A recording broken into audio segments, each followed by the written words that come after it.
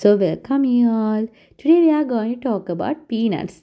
I know everyone like peanuts, isn't it? Yes, but yet there are some group who cannot eat peanut because they can be allergic as well. So, in our previous video, we talked about the allergies related to peanut and the other causes. So, here today we are going to talk about health benefits of peanut.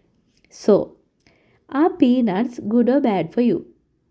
Definitely, peanuts are a popular as they are healthy. They are an excellent plant source of protein and high in various vitamins, minerals and plant compounds.